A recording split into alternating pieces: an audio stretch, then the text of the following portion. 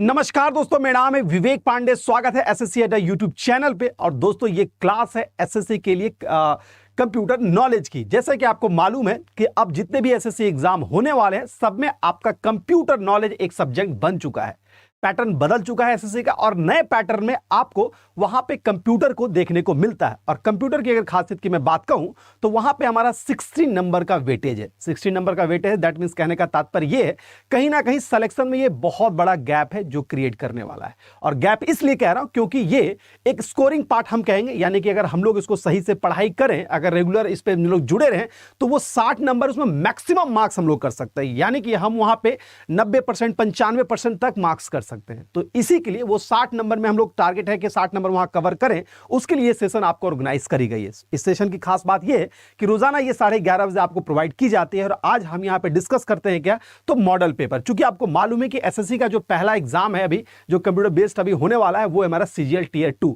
CGL tier 2 में हमारे computer knowledge के सवाल आने वाले हैं, यानी 60 नंबर का मामला है जो यहां से मेरा आने वाला है। तो उन 60 नंबर के बैटल के लिए हम यहां रोजाना मिलते हैं आधा घंटा और यहां पे हम करते हैं मॉडल पेपर को डिस्कस। मॉडल पेपर कहने का मतलब है कि एग्जाम में कैसा प्रश्न आ सकता है। चूंकि हमारा एग्जाम नजदीक है इसलिए यहां पे मॉडल पेपर को ही हम जिक्र करते हैं। एग्जाम नजदीक है तो हमें यह मॉडल पेपर सॉल्व करना है।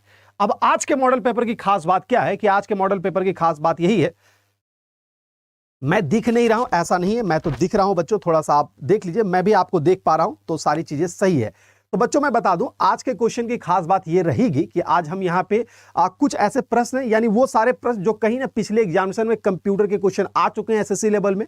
एसएससी सीजीएल की मैं बात करूं 2010 से लेकर 20 तक की बात करें तो इस दौरान कंप्यूटर के जो भी सवाल आए हैं एग्जाम में उसको कलेक्ट करके मैं यहां पे सॉल्व कर रहा हूं। तो कल कुछ प्रश्न कल सॉल्व किया था और आज भी कुछ प्रश्न सॉल्व करूंगा। लेकिन आज में प्रश्न में एक खास बात यह रहेगी कि कुछ स्टैंडर्ड इसका हाई रहेगा, यानी एक आपको एक नया जिम्मेदारी मैं दे रहा हूं कि आपको इस स्टैंडर्ड का भी क्वेश्चन है जो कवर करना पड़ेगा, यानी थोड़ा ना आपको अपने वेन्स जो है उसको और थोड़ा सा ब्रॉड करना पड़ेगा। तो इसी भरोसे के साथ हम लोग क्लास की शुरुआत करते हैं कि आज के पिटारे में यानी आज के सेशन में क्या क्या प्रश्न है। तो ये रहा आपके सामने पहला प्रश्न आपके स्क्रीन पे। क्या है दोस्तों, अगर पहला प्रश्न की अगर बात करते हैं, पूछा यह गया है निम्नलिखित में कौन सा मानक प्रोटोकॉल इंटरनेट द्वारा सबसे व्यापक रूप से उपयोग किया जाता है। ठीक है, Which among the following standard protocol is the mostly widely used by the internet? यानी कि हमारा जो इंटरनेट चल रहा है अभी के समय में, यानी जो आप फील करते हो वो कौन से प्रोटोकॉल पे काम करता है, यानी पूरे इंटरनेट की बात की जा रही है। यूज्ड बाय द इंटरनेट, यानी अगर हमें इंटरनेट चलाना है, इंटरनेट यानी कि जो भी हम लोग रन कर रहे हैं। अब सवाल यह है कि सर इंटरनेट क्या होता है, थोड़ा सा इंटरनेट के बारे में बता दूं कि दोस्तों अगर हम दो या दो से अधिक कंप्यूटर को जोड़ते हैं, अगर दो या दो से अधिक कंप्यूटर को जोड़ते हैं तो हमारा बनता है नेटवर्क, हमारा बनता है नेटवर्क। उसी तरह अगर दो या दो से अधिक नेटवर्क को अगर हम लोग जोड़ें, दो या दो से अधिक नेटवर्क को हम लोग जोड़ें तो हमारा बनता है इंटरनेट। तो ये डिफरेंस है हमारा नेटवर्क और इंटरनेट में। मैं उम्मीद करता हूं समझ में आ रहा होगा। दूसरे पॉइंट पे बात आते हैं कि सर इंटरनेट तो ठीक है, इसको चलाने कौन सा प्रोटोकॉल, बहुत सारे बच्चों का जवाब भी आ रहा है, answer will be yes, टीसीपी/आईपी protocol. टीसीपी/आईपी protocol एक मॉडल भी है जिसके आधार पे आज के दौर में जो इंटरनेट हमारा चलता है वो इसी पे पूरा बेस्ड है, टीसीपी/आईपी पे। क्यों? क्योंकि ये ज्यादा सिक्योरिटी प्रोवाइड करता है, ये सिक्योरिटी भी ज्यादा प्रोवाइड करता है, इसीलिए इंटरनेट जो मोस्टली चल रहा है वो टीसीपी/आईपी पे ही चल रहा है। थोड़ा सा इसके विस्तार इसके बारे में पढ़ते हैं कि टीसीपी/आईपी है क्या। तो याद रखिएगा एक तरह का ट्रांसमिशन, इसके फुल फॉर्म की अगर मैं बात करता हूं तो transmission control protocol, transmission control protocol और इंटरनेट प्रोटोकॉल भी कहते हैं। ठीक है, इंटरनेट प्रोटोकॉल, ठीक है, इंटरनेट प्रोटोकॉल। थोड़ा सा इसके बारे में और बता देते हैं, थोड़ा सा डेप्थ में हमें जानना पड़ेगा। ठीक है,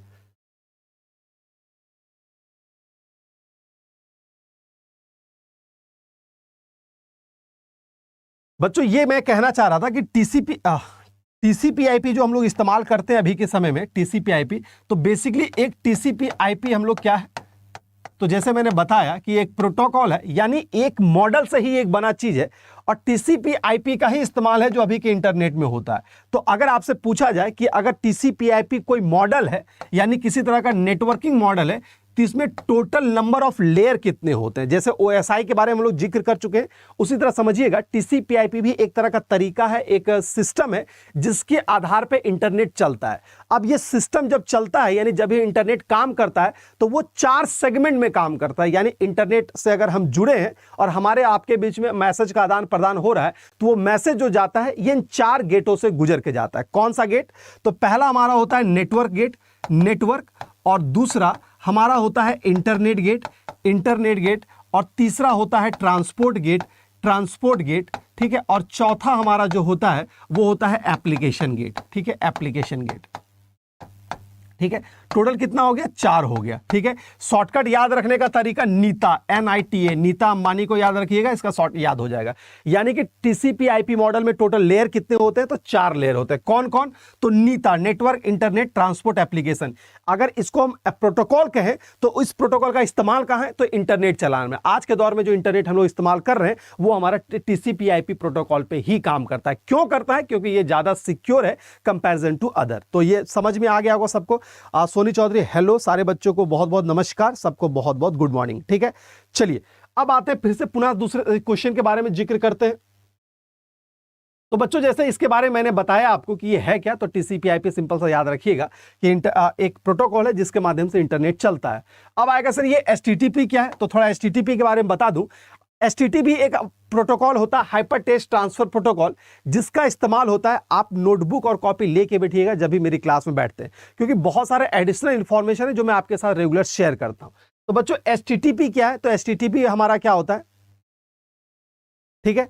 अगर मैं बात करता हूं HTTP क्या है, तो HTTP हमारा होता है एक protocol, hyper text transfer protocol, जिसका काम होता है किसी भी वेब पेज को एक्सेस करना। किसी भी वेब पेज को एक्सेस करने के लिए इस्तेमाल किया था HTTP।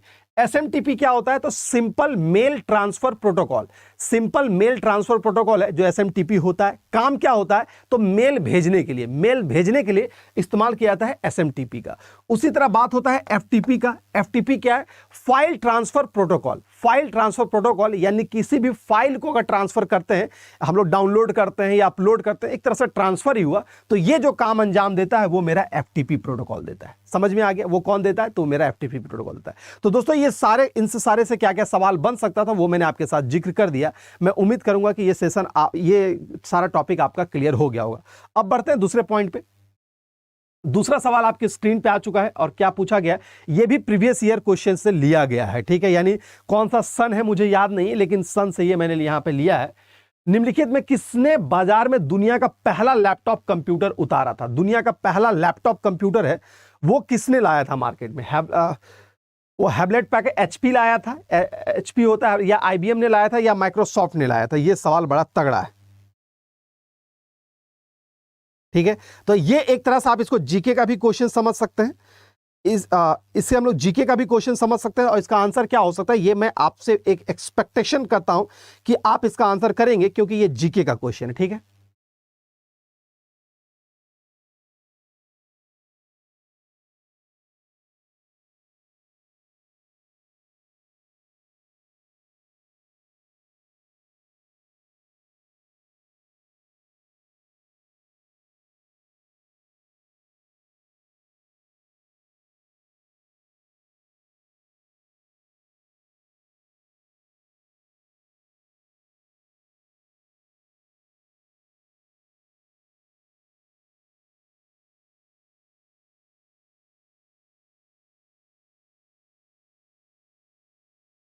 चलिए, तो अगर इस क्वेश्चन की बात करते हैं, यहां पे IBM नहीं होगा। अगर लैपटॉप की बात कर रहे थे तो लैपटॉप हमारा इप्सन ने पहला लाया था। यहां पे इप्सन कंपनी था जो पहला लैपटॉप लेके आया था। IBM था वो पहला कंप्यूटर था, दुनिया में जो पहला कंप्यूटर था वो मेरा IBM लाया था, ये सही है। लेकिन लैपटॉप हमारा मार्केट में इप्सन कंपनी लेके आया था, ठीक है। उसी तरह अगर आपने मार्केट में CD देखा होगा तो CD कौन कंपनी लेके आई थी? तो CD सबसे पहले सोनी कंपनी लेके आई थी। मार्केट में CD है तो वो मेरा कौन सी? तो सोनी कंपनी। मोबाइल फोन कौन सा? तो मोटरोला लेके आई थी, ठीक है। मोटरोला है जो मोबाइल फोन लेके आया था।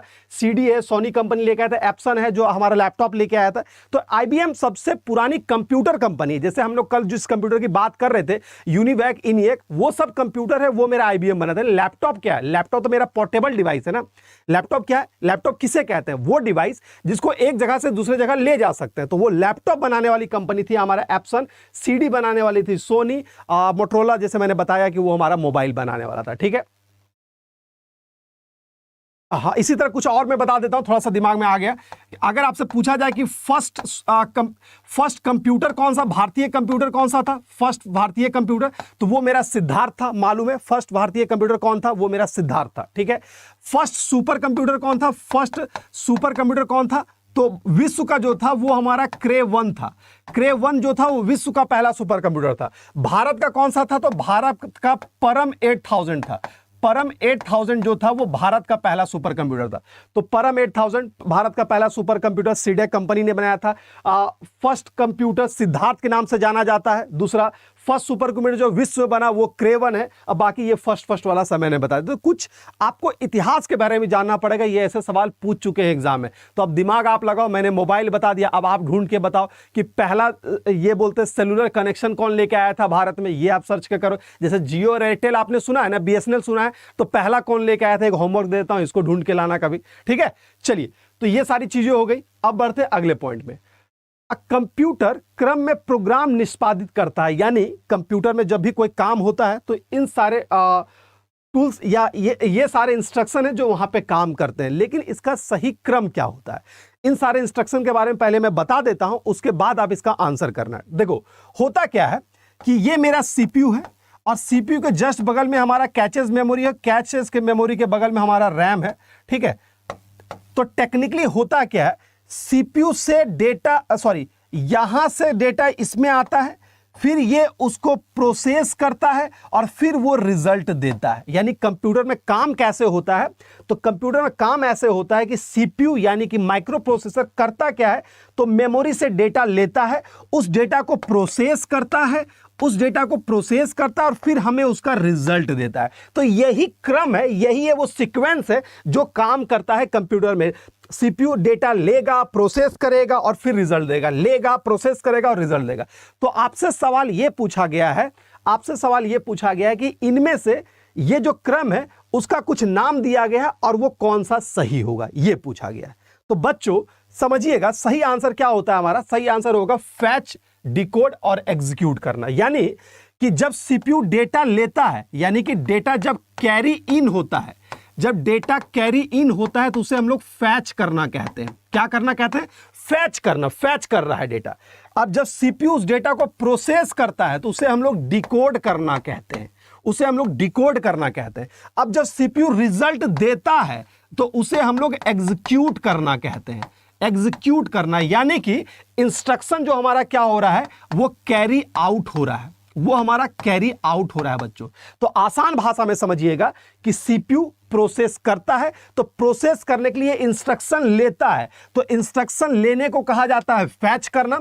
अब जैसे इंस्ट्रक्शन लिया उसके साथ प्रोसेस करेगा, प्रोसेस को कहा जाता है डिकोड करना। अब जैसे प्रोसेस हो गया उसके बाद ये रिजल्ट देता है, रिजल्ट को कहा जाता है एग्जीक्यूट करना। तो ये तो सही क्रम क्या हो गया मेरा, तो सही क्रम कहां दिख रहा है, तो ये मेरा फैच, डिकोड और एग्जीक्यूट, यानी option number C is the right answer. I hope आपको समझ में आ रहा होगा। अगर सेशन अच्छा लग रहा है तो एक लाइक बटन बगल में होगा, उसको टिक कर दीजिएगा और लोगों के साथ शेयर जरूर कीजिएगा। मैं आपको बता रहा हूं कि आपको कंप्यूटर नॉलेज के लिए जरा सा टेंशन लेने की आवश्यकता है, मैं तो कहूंगा पूरा एसएससी के लिए टेंशन लेने की आवश्यकता नहीं है। एसएससी के जितने एग्जाम आएंगे सबके लिए मैं यहां पे पढ़ाने के लिए तैयार हूं। ठीक है, तो बस चलिए, तो सारे बच्चों ने भी बता दिया yes sir option number C is the right answer. बहुत सारे बच्चों ने बताया।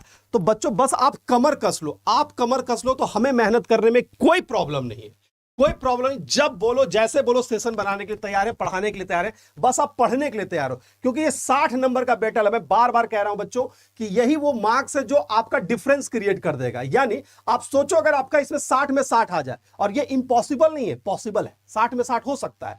अगर और दूसरे एग्जाम की बात, वहां पे भी 100%, 95%, 90% की बात हम लोग कर सकते हैं इस सेक्शन में, क्योंकि ये संभव है।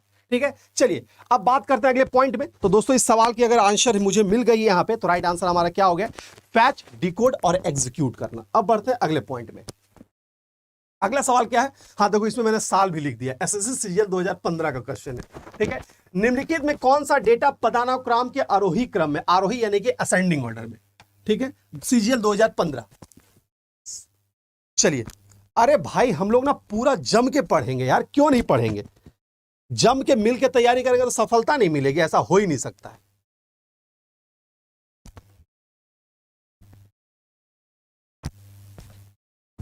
चलिए सॉरी माइक खुल गया। हाँ, तो इसके सीक्वेंस की अगर बात करते हैं तो ये है क्या दोस्तों, समझिएगा कि खासकर ये डेटाबेस से लिया गया। मुझे उम्मीद नहीं था कि इस लेवल का भी क्वेश्चन आता है, इस लेवल का भी क्वेश्चन, लेकिन मैंने जब देखा भाई ये थोड़ा सा स्टैंडर्ड हाई वाला क्वेश्चन है, तो ऐसे क्वेश्चन की भी तैयारी हम करेंगे। कुछ भी होगा, अब हम अगले वाले जो भी हम अपना मॉडल पेपर बनाएंगे उसमें भी थोड़ा सा टफेस्ट क्वेश्चन हम डालेंगे। ठीक है, तो आते हैं इस सवाल पे, कौन सा सही क्रम है। तो बच्चों याद रखिएगा, सबसे छोटा हमारा बीट होता है, सबसे छोटा बीट होता है, बीट से बड़ा हमारा बाइट होता है। ठीक है, बाइट से बड़ा क्या होगा, तो कैरेक्टर होता है, लेकिन चूंकि कैरेक्टर यहां पे नहीं लिखा हुआ है तो वो मेरा हो जाएगा फील्ड। ठीक है, फील्ड, और फील्ड से बड़ा हमारा होता है रिकॉर्ड, और रिकॉर्ड से बड़ा हमारा होता है फाइल, और फाइल से हमारा बड़ा होता है डेटाबेस। ठीक है, डेटाबेस। ठीक है, कहने का मतलब बहुत सारे बीट को जोड़ के हम लोग एक बाइट बनाते हैं। जैसे आपको मालूम है कि 8 बीट में एक बाइट होता है, बहुत सारे बीट को जोड़ के एक बाइट बनाते हैं, बहुत सारे बाइट को जोड़ के एक कैरेक्टर बनता है, और कैरेक्टर से जोड़ के हम लोग एक फील्ड बनाते हैं, फील्ड को जोड़ के एक रिकॉर्ड बनाते हैं, अब बहुत सारे रिकॉर्ड को जोड़ के एक फाइल बनाते हैं, अब बहुत सारे फाइल को जोड़ के एक डेटाबेस बनाते हैं। थोड़ा सा मैं इसको और डायग्राम से दिखा देता हूं, थोड़ा सा समझ लीजिए।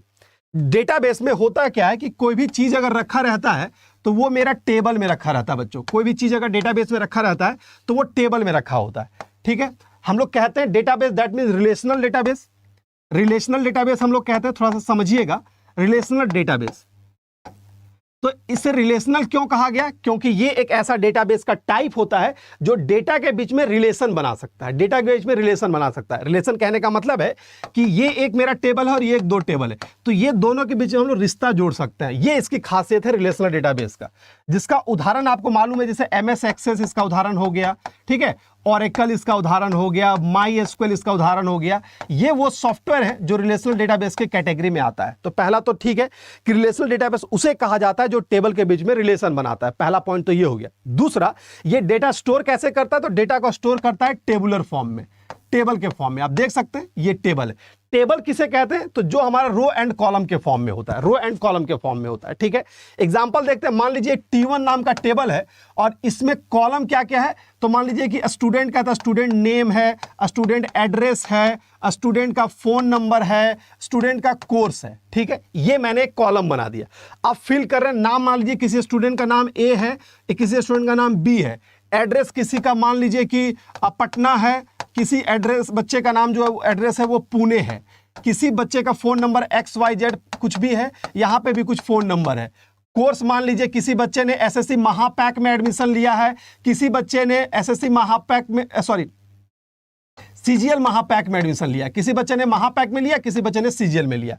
तो यहां पे क्या है आप समझिएगा थोड़ा सा, ये मेरा पूरा कंप्लीट डेटाबेस ऐसा ही दिखता है। ठीक है, अब क्या है, ये कॉलम है, तो बेसिकली कॉलम को क्या कहा जाता है, तो कॉलम को यहां पे फील्ड कहा जाता है, कॉलम को यहां पे फील्ड कहा जाता है। इसको हम लोग एट्रीब्यूट भी कह सकते हैं, इसको हम लोग एट्रीब्यूट भी कहेंगे बच्चों। ठीक है, उसी तरह ये वाला जो पार्ट है, ये वाला पार्ट, ये मेरा क्या है, तो इसे हम लोग रो कहते हैं, या इसे हम लोग रिकॉर्ड भी कह सकते हैं, या इसे हम लोग टपल भी कह सकते हैं। रो बोलो, रिकॉर्ड बोलो या टपल बोलो। तो सिंपल सा बात है, अभी जो हिरार्की हम लोग पढ़ रहे थे वहां पे देखिए क्या था कि ये मेरा क्या है, तो ये मेरा फील्ड है। तो फील्ड देखो बहुत सारे कैरेक्टर से जोड़ के बना हुआ है। तो सबसे छोटा बीट है, बीट से बाइट है, बाइट से बनता है कैरेक्टर, और तो कैरेक्टर जोड़ के मेरा एक फील्ड बन गया, तो ये हो गया। अब इससे बड़ा क्या है, तो इससे बड़ा मेरा एक रिकॉर्ड है, इससे बड़ा देखो एक रिकॉर्ड है, और सारे रिकॉर्ड को एक फाइल में डाल देते हैं तो ये उससे बड़ा हो गया, और ऐसे ऐसे बहुत सारे फाइल को ऐड करेंगे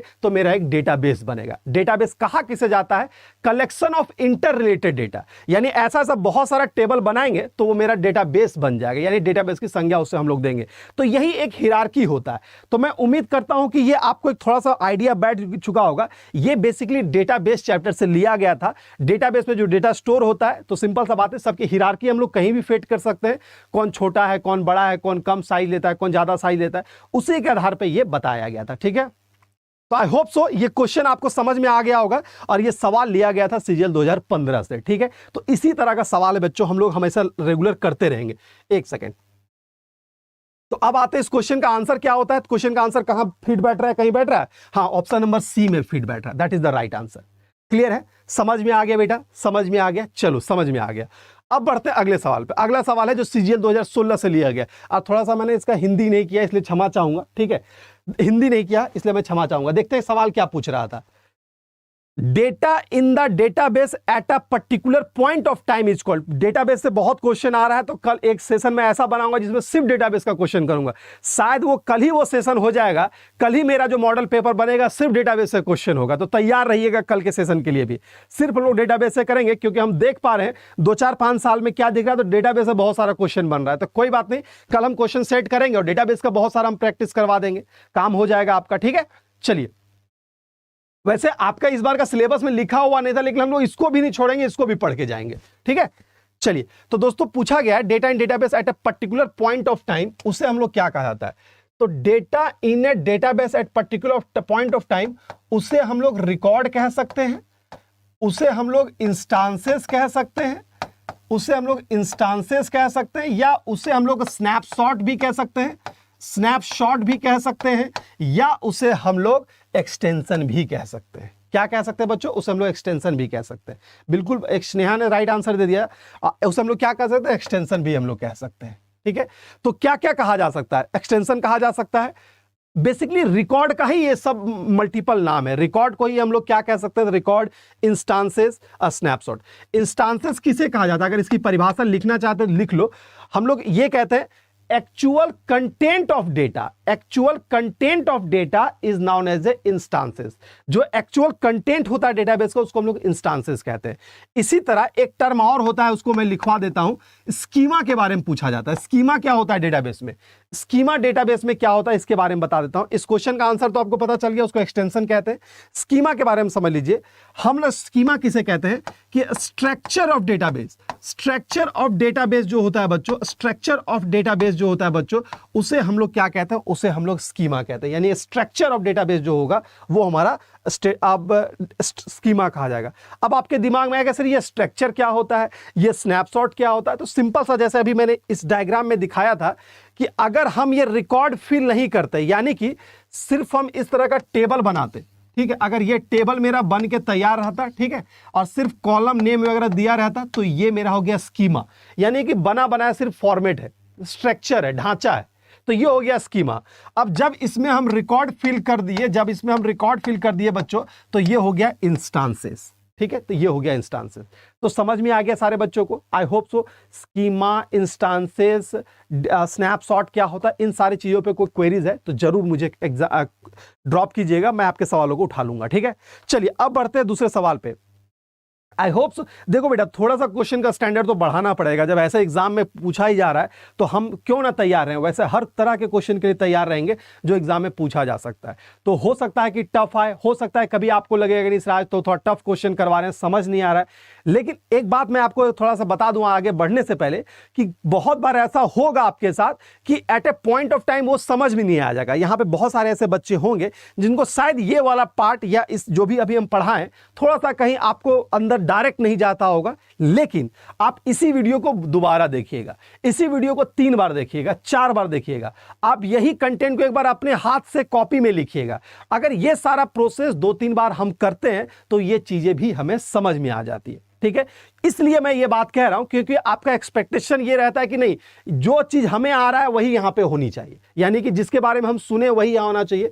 तो कोई भी चीज अगर नया हम पहली बार देखते हैं, सुनते हैं, तो उसे हमें समझने में, हमें एडॉप्ट करने में थोड़ा समय लगता है। तो मैं बार बार कहता हूं, सिर्फ इस सब्जेक्ट की बात नहीं करता, आप किसी भी सब्जेक्ट की बात करते हैं, आप मैथ्स की पढ़ाई करते हैं, आप इंग्लिश की पढ़ाई करते हैं, आप जीए की पढ़ाई करते हैं, बहुत सारा ऐसा टॉपिक आपको मिलता होगा जो एट ए टाइम आपको समझ में नहीं आता होगा, और वही वो पॉइंट होता है जहां पे आपको हार्ड वर्क करना चाहिए। बहुत सारे बच्चे क्या करते हैं, गिव अप कर देते हैं कि नहीं आ रहा, दैट मींस ये चैप्टर हम पढ़ेंगे नहीं, या ये एग्जाम ही नहीं पढ़ेंगे, ये सब्जेक्ट ही नहीं पढ़ेंगे। लेकिन वही वो पॉइंट है जहां पे आपको थोड़ा सा स्ट्रगल करना पड़ेगा, और बिना स्ट्रगल का तो मेरा काम होएगा ही नहीं। तो दैट्स पॉइंट याद रखिएगा, जहां भी चीजें आपको टफ लगे थोड़ा सा उसके साथ समय व्यतीत कीजिए। हो सकता है कि 1 दिन में हो जाए, 2 दिन में हो जाए, होएगा जरूर, ये तो कमिटमेंट है। समय कितना लगेगा ये आप पे निर्भर करता है। चलिए, बिल्कुल बिल्कुल बिल्कुल। अब आते हैं दूसरे पॉइंट पे, अगले सवाल पे। In IIT the techniques of delaying outgoing acknowledgement temporarily is known as. थोड़ा सा अटपटा है, ये ऐसा है जिसके बारे में हम भी एक्सपेक्ट नहीं कर पा रहे थे कि ऐसा भी क्वेश्चन, मतलब इतना अंदर तक जा सकता है क्वेश्चन। ठीक है, तो चलिए इसको भी हम लोग हल करेंगे। ऐसे ऐसे सवाल को भी हम दिमाग में रखे हुए हैं कि ऐसे ऐसे सवाल को भी हम सॉल्व करेंगे। ठीक है, चलिए तो आते हैं इस प्रश्न पे। तो राइट आंसर अगर मैं बात करता हूं, उसे कहा जाता है पिगी बैकिंग। पिगी बैकिंग, ठीक है, पिगी बैकिंग या कहीं पिगी फ्रेमिंग भी आप लोग पढ़े। ये होता क्या है समझते हैं पहले। बेसिकली बात समझिए, जब भी हम लोग कोई मैसेज भेजते हैं, थोड़ा सा अंदर तक जाना पड़ेगा हमें। अगर किसी तरह का मैसेज हम लोग भेजते हैं, अगर सेंडर और रिसीवर होता है, ठीक है, तो सेंडर कोई मैसेज इसको भेज रहा है, सेंडर इसको मैसेज भेजता है, तो अब क्या होता है, ये कोई अगर मैसेज गया है तो ये उसका एक एक्नॉलेजमेंट भेजता है। एक्नॉलेजमेंट कहने का मतलब है कि मैसेज आपको हो गया तो एक नोटिफिकेशन मैसेज आएगा, हाँ मैसेज मुझे मिल गया। यानी हम अगर आपको व्हाट्सअप करते हैं तो हमें कैसे पता चलता है कि आपने मेरा मैसेज रीड कर लिया, यानी वो मैसेज मेरा ब्लू टिक हो जाता है। ब्लू टिक जैसे होता है तो मुझे ये पता चल जाता है नहीं अगला सामने वाला भी मेरा मैसेज पढ़ लिया। तो वो ब्लू टिक क्या है, तो ब्लू टिक कहीं ना कहीं एक तरह का एक्नॉलेजमेंट है, एक तरह का एक्नॉलेजमेंट होता है। एक्नॉलेजमेंट समझ में आ गया। यानी कोई भी चीज अगर हम आपको कोई लेटर भेज रहे हैं या किसी तरह का प्रस्ताव दे रहे हैं तो आप रिसीव कर लेते हैं और उसका एक सिग्नल देते हैं, हाँ जी मुझे ये मिल चुका है, तो दैट इज द एक्नॉलेजमेंट। तो वही चीज यहां है, जब भी कोई मैसेज हम लोग बात करते हैं तो मैसेज होता है और फिर रिसीवर उसका एक एक्नॉलेजमेंट भेजता है। लेकिन बात यह है कि जब ये काम, अगर एक्नॉलेजमेंट वाला पार्ट रहे, जब ये काम ऐसा हो कि हमें मालूम ही नहीं कि मुझे मैसेज एक्नॉलेजमेंट रिसीव हुआ है या नहीं रिसीव हुआ है, अगर इसके बारे में मुझे जानकारी नहीं है, तो हम क्या करेंगे, रेगुलर उसे मैसेज भेजते रहेंगे, ये काम होता रहेगा। तो कहीं ना कहीं सीक्वेंस गड़बड़ हो जाता है। ठीक है, अगर हमें ये मालूम ही नहीं है कि अगला मेरा मैसेज रीड कर रहा है या नहीं रीड कर रहा है, तो या अगला मुझे मैसेज कर रहा है या नहीं कर रहा है, ये कहीं ना कहीं समझने में दिक्कत हो रहा है कि नहीं यार ब्लू टिक तो नहीं दिख रहा है, पता नहीं पढ़ रहा है कि नहीं पढ़ रहा है। तो इसी प्रॉब्लम को सॉल्व किया था हमारा पिगी बैकिंग।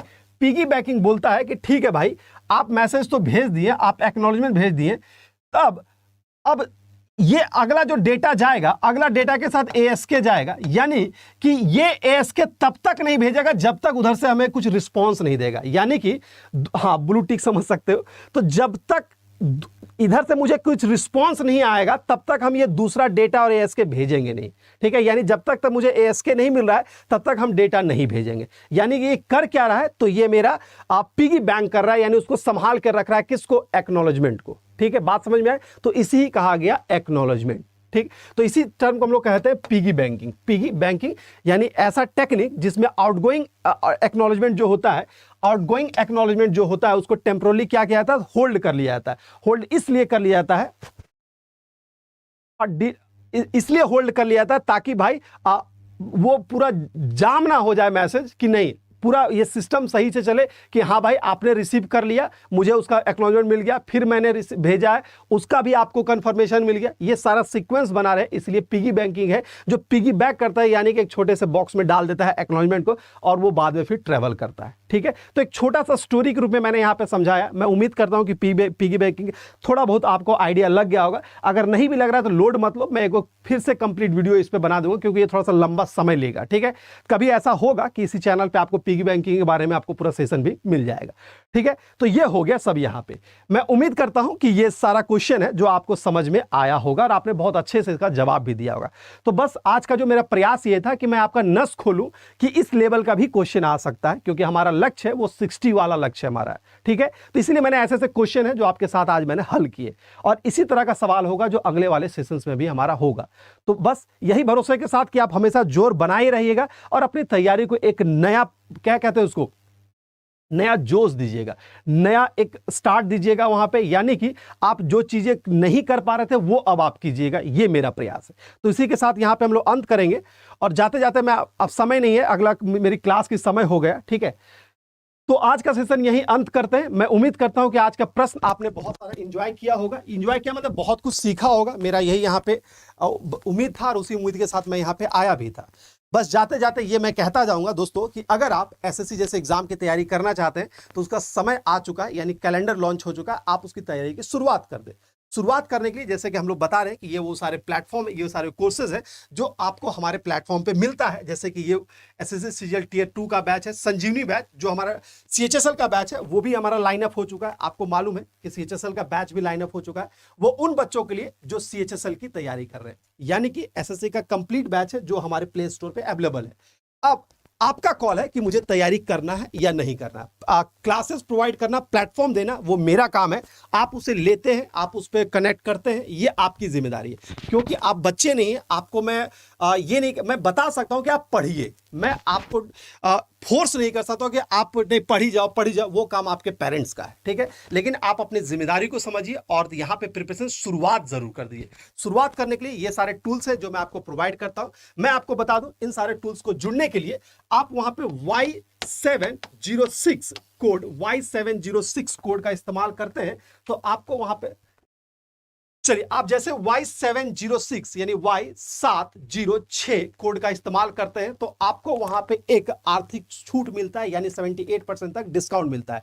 तो मेरा यहां पे सजेशन आपको यह है कि Y706 का जरूर इस्तेमाल करें जब आप कोर्स को इनरोल करें, क्योंकि इसको आपको बहुत एक आर्थिक वहां पे छूट प्राप्त हो जाता है। तो ये मेरा एक कंसर्न है आपके लिए, ठीक है। तो अभी के लिए इतना ही रखते हैं, फिर मिलेंगे कल वाले सेशन में और देखते हैं कि कल फिर आपका क्या स्कोर रहता है, ठीक है। तो अभी के लिए इतना, फिर मिलते हैं अगले क्लास में। तब तक के लिए good luck, goodbye and take care.